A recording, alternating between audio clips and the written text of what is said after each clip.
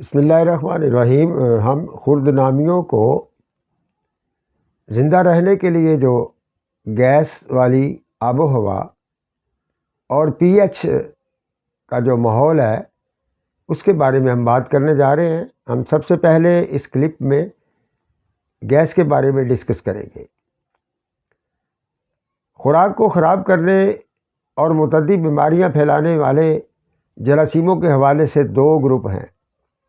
ایک وہ گروپ جس کو آکسیجن کی ضرورت نہیں ہے اور وہ اپنی نسل کو بڑھاتے رہتے ہیں، اور دوسرا گروپ وہ ہے جن کو آکسیجن کی ضرورت ہوتی ہے لیکن بعض ماحولیات میں ان کو آکسیجن کے بغیر بھی وہ زندہ رہتے ہیں اور اپنی نسل کی نشو و نما کرتے ہیں۔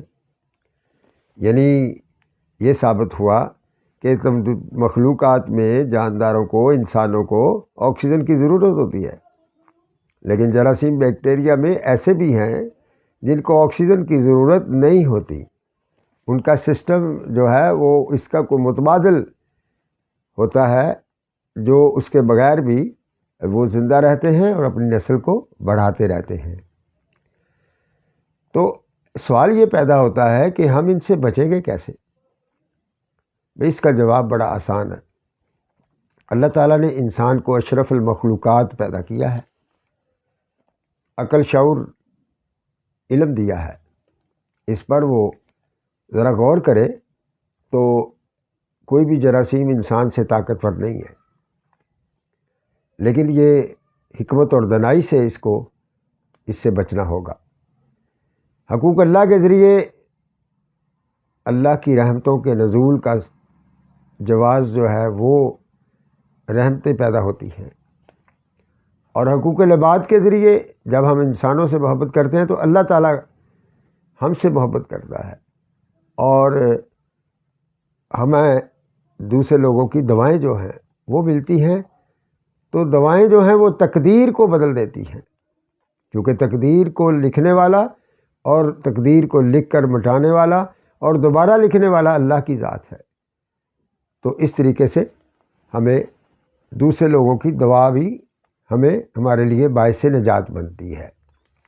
ہمیں اپنے آپ کے لیے حقوق بالجسم، ہمیں اپنے اعضاء کا، جسم کا خیال رکھنا ہوگا، صفائی نصف ایمان کے اصول پہ چلنا ہوگا، اور prevention of medicine, prevention of جو ہے وہ ڈیزیزز سے جو بچنا، ہمیں کیسے ہم نے بچنا ہے، تو یہ اسلام کے بتائے ہوئے اصولوں پہ عمل کریں گے تو ہم بچ سکتے ہیں۔